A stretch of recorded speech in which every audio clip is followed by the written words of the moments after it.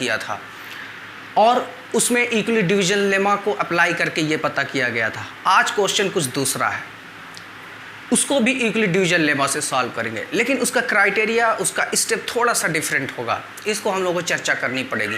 इस चैप्टर में सबसे बड़ी प्रॉब्लम यही होती है कि जितने भी क्वेश्चन हमको मिलते हैं, जितने भी अलग टाइप के क्वेश्चन हमको मिलते हैं, हम इक्वली डिवीजन लेमा तो लगाते हैं, लेकिन मेथड सब में एक ही जैसा लगा लेते हैं, जिससे हमारा आंसर नहीं आ पाता और हम लोग उसको प्रूफ नहीं कर पाते।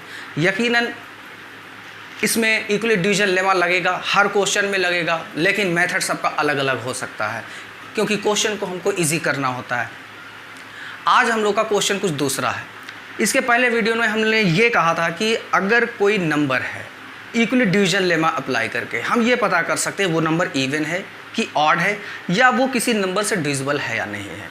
लेकिन आज क्वेश्चन कुछ दूसरा है कि अगर कोई नंबर दिया है, हम उसका स्क्वायर कर दें, तो स्क्वायर करने के बाद वो जो नंबर मिलेगा वो कुछ इस टाइप का होगा, 2q, 2q + 1, 2q + 2, 2q + 3 and so on, 3q, 3q + 4, 3q + 5, कुछ भी हो सकता है ना। तो इस तरह का क्वेश्चन अगर हमको मिल जाए तो उसको लगाने का तरीका बिल्कुल वही है, इक्वली डिवीजन लेमा ही अप्लाई करेंगे, लेकिन थोड़ा सा डिफरेंट हो जाता है। जब भी क्वेश्चन में आपको स्क्वायर, जैसे यहाँ पर देखिए स्क्वायर या क्यूब या पावर 4, इस तरह की चीज़ें नज़र आ जाएं, तो हम लोगों को क्वेश्चन को थोड़ा डिफरेंट तरीके से करना होता है, लेकिन इक्वली डिवीजन लेमा ही अप्लाई करेंगे। सवाल ये खड़ा होता है किसी नंबर की डिविजिबिलिटी चेक करने के लिए, उसको इवन ऑड पता करने के लिए, या उस नंबर को स्क्वायर करने पर उसका फॉर्म कुछ ऐसा बनता है, तो उसमें हम लोग इक्वली डिवीजन लेमा ही क्यों अप्लाई करते हैं। क्यों इवन नंबर पता करने के लिए हम लोग इक्वली डिवीजन लेमा लगाते हैं, क्यों ऑड नंबर पता करने के लिए इक्वली डिवीजन लेमा लगाते हैं, ये भी एक सवाल खड़ा होता है। क्या आपने कभी सोचा? आज मैं आपको बताऊंगा कि कोई भी नंबर इवन पता करना है, ऑड पता करना है, इक्वली डिवीजन लेमा ही क्यों अप्लाई किया जाता है। देखिए, इस क्वेश्चन को सॉल्व करने से पहले ये देख लिए इक्वली डिवीजन लेमा हम लोग क्यों अप्लाई करते हैं। इक्वली डिवीजन लेमा क्या होता है? इक्वली डिवीजन लेमा ये होता है A = BQ + R। ए जो आपका ये होता है, ये डिविजर होता है। बी आपका जो होता है, ये आपका ए जो आपका होता है, ये आपका होता है डिविडेंड, बी आपका होता है डिविजर, क्यू आपका कोशेंट, और आर जो लास्ट में होता है वो रिमाइंडर। ठीक है, अब इससे कैसे पता चलता है कोई नंबर इवन है कि ऑड है? याद रखिए, जब हम लोग छोटी कक्षा में पढ़ते थे तो उसमें जब डिवाइड करते थे, अगर कुछ रिमाइंडर बच जाता था तो हम लोग क्या करते थे कि वो नंबर परफेक्टली डिविजिबल नहीं है। और जब भी कोई नंबर परफेक्टली डिविजिबल नहीं होता, उसमें कुछ रिमाइंडर बच जाता है, तो हम लोग अंदाज़ा लगा लेते थे कि वो नंबर कंप्लीटली डिविजिबल है या नहीं है। देखिए, अगर हम लोग 2 से 3 में डिवाइड करें, 2 इवन है, 3 ऑड है, खैर हमको ऑड इवन से नहीं मतलब, अगर 2 को 3 से डिवाइड, 2 से 3 में डिवाइड करें, 2 × 1 = 2, बचेगा क्या? 1। यहाँ पर 1 बच गया। जब रिमाइंडर 1 बच गया, 1 अपने आप में एक ऑड नंबर है, जब रिमाइंडर ऑड बच गया तो समझ जाइएगा कि 3 जो है आपका एक ऑड नंबर है। इसको किस तरीके से लिख सकते हैं? अगर हम लोग इक्वली डिवीजन लेमा की इस क्वेश्चन के अकॉर्डिंग इसको लिखें तो कैसे लिखेंगे? डिविडेंड आता है पहले ए की जगह पर, डिविडेंड कितना है? 3। बी डिविजर है, डिविजर आपका होता है 2, ये 2। क्यू आपका कोशेंट यानी आंसर जो आता है, रिमाइंडर आपका कितना है? 1। तो रिमाइंडर आपका ऑड आ गया। जब रिमाइंडर आपका ऑड आ गया तो समझ जाइएगा ये नंबर आपका ऑड है। अब क्या ये ए हो गया, ये बी, ये क्यू, ये आर। इसीलिए ये देख सकते हैं, यहाँ से भी हम लोग ये पता कर लेते हैं कि यहाँ पर इक्वली डिवीजन लेमा का इक्वेशन बन जा रहा है। अगर रिमाइंडर आपका 0 आ गया, सपोज यहाँ पर 4 होता और यहाँ पर कितनी 2 × 2 = 4 हो जाता, 4 में से 4 सब्ट्रैक्ट कर देंगे, 0 आया, यानी आर कितना होगा? 0। 0 मतलब कुछ नहीं, आंसर सिर्फ आपका A = BQ। तो जब रिमाइंडर 0 आ गया तो आपका नंबर यहाँ पर इवन हो जाता है। लेकिन कब? जब 2 से डिवाइड करेंगे तब। यानी किसी नंबर को ऑड पता करना है तो 2 से डिवाइड करिए, अगर रिमाइंडर कुछ भी बच गया तो समझ जाइएगा वो ऑड है। अगर कोई नंबर को इवन पता करना है तो तुरंत उसको 2 से डिवाइड कर लीजिए, अगर रिमाइंडर कुछ नहीं बचा तो समझ जाइएगा वो इवन हो गया। इसीलिए हम लोग इक्वली डिवीजन लेमा को पढ़ते हैं इवन और ऑड की कंडीशन को पता करने के लिए और डिविजिबिलिटी की भी कंडीशन को पता करने के लिए। अब क्वेश्चन पर आते हैं हम लोग। क्वेश्चन को बहुत ध्यान से पढ़ लीजिए। क्वेश्चन क्या लिखा हुआ है? Show that the square of any positive integer, कोई भी positive integer is of the form 3m और 3m+1। अगर किसी भी इंटीजर का स्क्वायर करें तो वो या तो 3m होगा या 3m+1 टाइप का होगा। ये प्रूफ करना है फॉर सम इंटीजर m, जहाँ पर m कोई भी इंटीजर हो सकता है। अब वो चाहे आपका माइनस में हो चाहे प्लस में हो, ठीक है, सारे नंबर आपके इंटीजर होते हैं, तो m यहाँ पर कोई भी इंटीजर है। अच्छा, मान लेते हैं कि वो जो नंबर जिसका स्क्वायर हमको करना है वो मान लेते हैं a है। Let the number is a, मान लेते हैं वो नंबर a है और a कुछ इस टाइप का है, विच आर, अच्छा कोई भी पॉजिटिव इंटीजर कैसा भी हो सकता है, q+1 q+2 या 2q 2q+1 2q+3 या 3q 3q+1, कुछ भी आप ले सकते हो, आपकी मर्जी है। लेकिन मैं क्वेश्चन को इजी करने के लिए इस टाइप का लूँगा जिस टाइप का यहाँ पर दिया होता है। देखिए 3m 3m+1, तो हम लोग जो अपना क्वोशेंट रखेंगे वो यहाँ पर देखेंगे कि मल्टीपल कितना यहाँ पर 3 है, तो हम लोग कुछ इसी टाइप का लेंगे 3q 3q+1 3q+2 या आगे तक कुछ भी ले सकते हैं।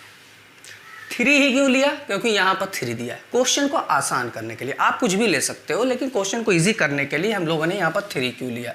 यानी a की वैल्यू 3q होगी, a की वैल्यू 3q+1 होगी, a की वैल्यू 3q+2, a की वैल्यू 3q+3, ऐसे होता जाएगा।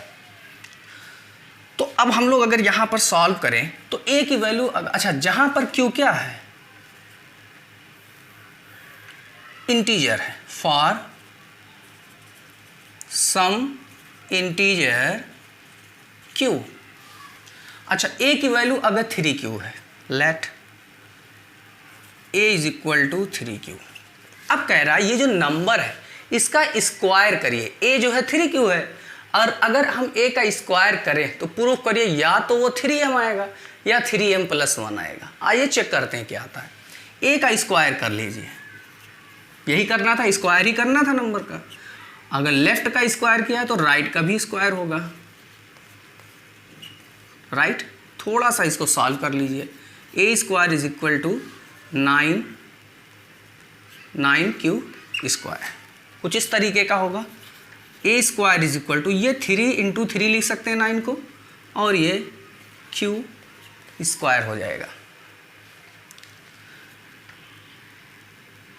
a², अच्छा अगर मैं इतने को m मान लूँ, अपने मन में अज्यूम कर लूँ कि ये 3q² मान लीजिए m है, या कुछ भी आप मान सकते हो। m इसलिए मान रहा हूँ क्योंकि यहाँ पर m टाइप का इंटीजर है, इसीलिए मान रहा हूँ। मान लीजिए ये m है, ऐसे आप लिख सकते हो, कोई दिक्कत नहीं है। तो ये स्क्वायर क्या हो जाएगा, 3m हो जाएगा। यानी जो नंबर a मैंने लिया था अगर मैं उसका स्क्वायर करूँ तो वो 3m टाइप का हो सकता है। एक कंडीशन तो हमारी प्रूफ हो गई, पहला प्रूफ हमारा यहाँ पर हो गया।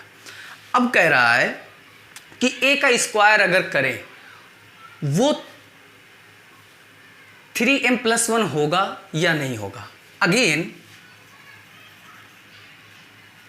हम लोग इसी a को अगर 3q+1 माने, इसका तो काम हो गया, अब इसका ले लेंगे, इसका भी ले सकते हैं। पहले देखते हैं इसको लेने से प्रूफ होता है कि नहीं होता है, चेक करते हैं क्या कहता है। a को स्क्वायर करिए, स्क्वायर करने के बाद वो 3m+1 होगा कि नहीं होगा। स्क्वायर कर लीजिए, तो इसको भी स्क्वायर करना पड़ेगा, राइट।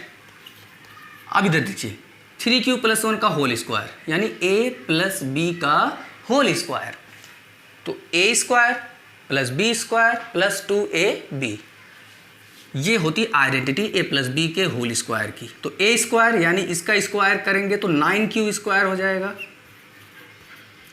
बी स्क्वायर यानी 1 का स्क्वायर यानी 1 हो जाएगा, प्लस 2ab 2a यानी 3 2 जा 6 और q और 1 से मल्टीप्लाई करेंगे तो वही रहेगा, कोई फ़र्क नहीं आएगा। इसको थोड़ा सीक्वेंस में लिख देंगे, 9q square plus 6q plus 1 हो जाएगा ए स्क्वायर की वैल्यू। अब ए स्क्वायर की वैल्यू तो इतनी आई, कुछ समझ में नहीं आ रहा ये क्या आया, कहाँ ये 3m प्लस 1 और ये कहाँ पर इतना बड़ा ये एक्सप्रेशन। लेकिन यहाँ पर कुछ कॉमन होगा, अगर मैं इन दोनों टर्म को देखूँ यहाँ पर कुछ कॉमन होगा। सबसे पहली चीज़ तो 3 कॉमन होगा, ये भी 3 से डिविजिबल होगा, ये भी 3 से डिविजिबल होगा, इसलिए 3 तो कॉमन होगा। यहाँ पर सिंगल क्यू है, यहाँ पर क्यू का स्क्वायर है यानी 2q है, तो कम से कम एक क्यू तो ज़रूर कॉमन होगा, इतना कॉमन होगा ब्रैकेट में। यहाँ कितना बचेगा तो 3 कॉमन कर लेंगे 3, एक क्यू यहाँ निकला तो q आएगा, प्लस यहाँ से 3 कॉमन हुआ तो 2, q निकल के आ गया तो कुछ नहीं बचेगा, प्लस 1। इतना समझ में आ गया ना। फिर क्या कर लेंगे, ध्यान दीजिएगा, 3q सॉरी ज़रा इतने को गौर से देखिए, q into 3q plus 2, q into 3q plus 2। अगर मैं इसको अपने मन में m एज्यूम कर लूँ, क्योंकि यहाँ m दिखाना है इसलिए मैं उसको मान लेता हूँ कि वो m है, तो क्या इतना अगर m है तो ये, अगर ये m है इतना तो ये 3 इंटू m होगा और प्लस 1 लास्ट में रह गया, आराम से प्रूफ हो गया। यानी अगर a की वैल्यू 3q ले लें और फिर स्क्वायर कर दें तो 3m आ जाएगा। अगर a की वैल्यू 3q प्लस 1 ले लें और स्क्वायर कर दें तो वो 3m प्लस 1 आ जाएगा। आगे और कुछ प्रूफ नहीं करना है इसलिए इसको नहीं लेना है, अगर प्रूफ करना होता तो हम लोग चेक करते। तो इस तरह का क्वेश्चन कि prove that the square of any positive integer is of the form like 3q 3q plus 1 3q plus 2, या द स्क्वायर लिखा है, हो सकता है कुछ क्वेश्चन में कह दे show that the cube of any positive integer, तब भी ऐसे ही लगाएंगे, कोई फर्क नहीं रहेगा। या the power fourth of any positive integer is of the form of 4q plus 2 4q plus 4 whatever. तो इस अब कंफ्यूजन ये क्रिएट होगा। इसके पहले जो क्वेश्चन मैंने बताया था इसके पहले वाली वीडियो में, वहाँ इक्वली डिवीजन लेमा को यूज़ किया, जहाँ पर r less than b and r greater और इक्वल टू 0, तो वहाँ पर r की वैल्यू कुछ भी लेते थे, है ना। तो वो तरीका अलग है। वहाँ पर क्या होता था कि प्रूफ करना था तो कोई नंबर वो इस टाइप का होगा, 2q होगा 2q प्लस 1 2q प्लस 2 इस टाइप का। लेकिन यहाँ पर एक फ़र्क है, सिर्फ स्क्वायर कर दिया गया है, ठीक है। तो ऐसे कर लीजिएगा, इजी हो जाएगा। वैसे भी आएगा, कोई दिक्कत नहीं है, लेकिन ये इजी हो जाएगा। तो अपने माइंड में इस चैप्टर के 2-3 क्राइटेरिया हैं क्वेश्चन को, उस क्राइटेरिया को सेट कर लीजिए अपने माइंड में और उसी हिसाब से सॉल्व करिएगा। अगर एक ही क्राइटेरिया लेकर चलेंगे कि नहीं सारे क्वेश्चन एक ही मेथड से होंगे, तो क्वेश्चन का सलूशन आपको प्रॉब्लम क्रिएट कर सकता है और गलती होने के चांसेस बढ़ सकते हैं। इसलिए जब भी स्क्वायर या क्यूब या पावर 4 कुछ भी आ जाए तो ये प्रोसेस आपको अप्लाई करना है। नेक्स्ट वीडियो में हम लोग चर्चा करेंगे कि कोई भी नंबर अगर स्क्वायर कर दें या क्यूब कर दें या कुछ ना करें, कि वो किसी पर्टिकुलर नंबर से कंप्लीटली डिविजिबल है या नहीं है। ये नेक्स्ट वीडियो में हम लोग चर्चा करेंगे। तब तक के लिए बहुत बहुत शुक्रिया। Thank you so much.